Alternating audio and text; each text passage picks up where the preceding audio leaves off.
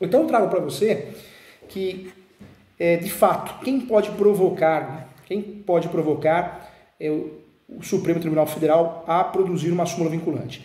A partir do que foi exposto até agora nessa aula, eu quero que você saiba que apenas os ministros do Supremo Tribunal Federal, STF, podem criar, editar e anular súmulas vinculantes. Entretanto, gente, a Constituição Federal aponta que elas podem ser criadas de ofício, por iniciativa própria do Supremo Tribunal Federal, ou a partir da provocação de terceiros, que entram com um pedido para que o dispositivo seja criado. As pessoas e instituições podem realizar esse pedido ao Supremo Tribunal Federal, e elas estão previstas no artigo 3º da lei, anote aí, Lei 11.417, essa lei que é de 2006, que regula o dispositivo constitucional. Essa lei, ela esclarece o quê? Que são legitimados a propor a edição, a revisão ou cancelamento de enunciado de súmula vinculante, Presidente da República, a mesa do Senado, a mesa da Câmara dos Deputados, o Procurador-Geral da República, o Conselho Federal da Ordem dos Advogados do Brasil, o Defensor Público-Geral da União, partido político com representação no Congresso Nacional, confederação sindical, entidade de classe de âmbito nacional, também, então é importante, o governador de estado do Distrito Federal e os tribunais superiores, os tribunais de justiça dos estados, do Distrito Federal, territórios, os tribunais regionais federais, os tribunais regionais do trabalho e também os tribunais regionais eleitorais e os tribunais militares. Ou seja, são legitimados a fazer o pedido, são os mesmos agentes que podem propor ação direta de inconstitucionalidade. Reparou? Verdade. Quem pode fazer o pedido de edição de súmula vinculante são os mesmos, né?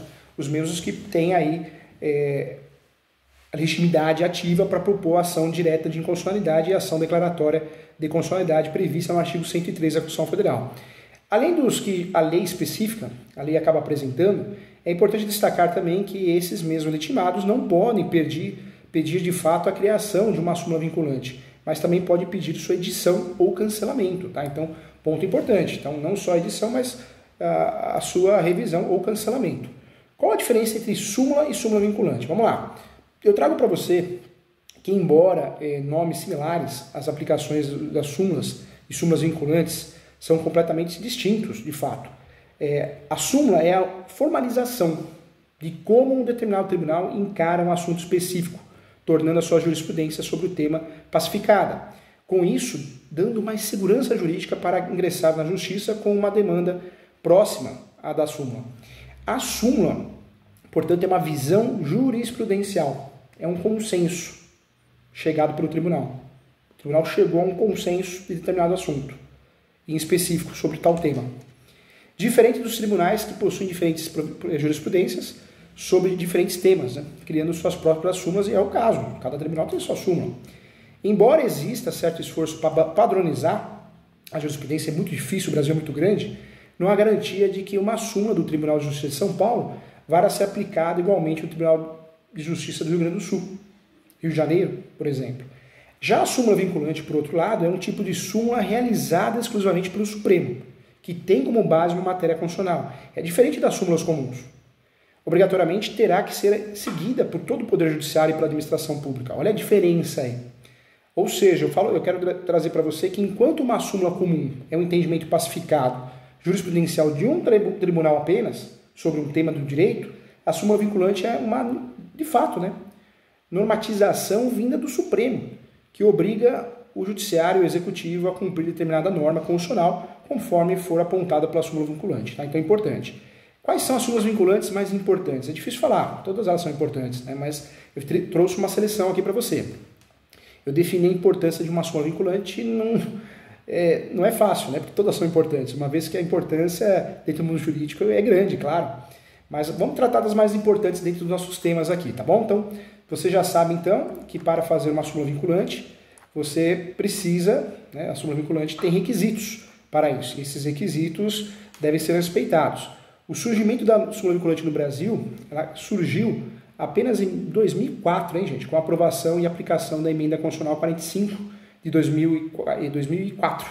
Foi a Emenda Constitucional de 45 de 2004 que editou diversos dispositivos constitucionais e implementou o artigo 103A, onde há a descrição da súmula vinculante. Então, o 103A surgiu ali com a Emenda Constitucional 45 de 2004, onde surgiram as súmulas vinculantes.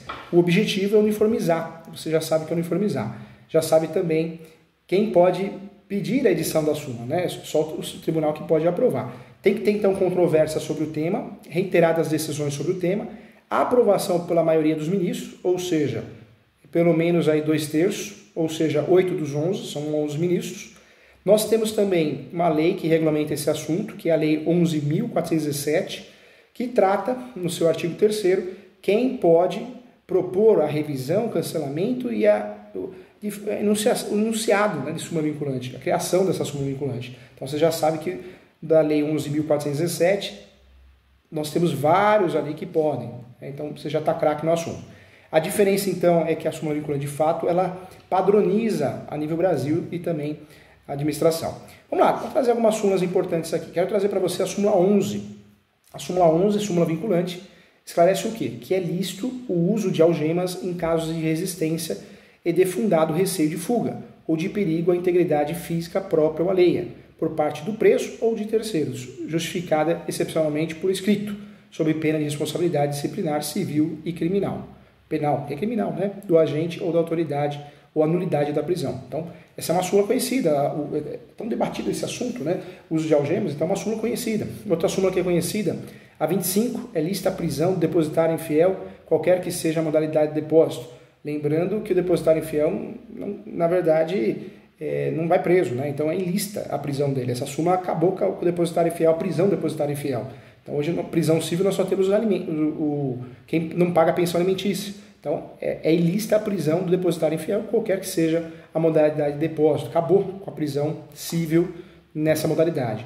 Súmula vinculante também 38, é competente o município para fixar o horário de funcionamento do estabelecimento comercial. A outra súmula conhecida vinculante também é a súmula 44, só por lei você pode sujeitar a exame psicotécnico a habilitação do candidato a cargo público. Outra súmula também já passou na televisão, já foi objeto de discussão, é a súmula 49.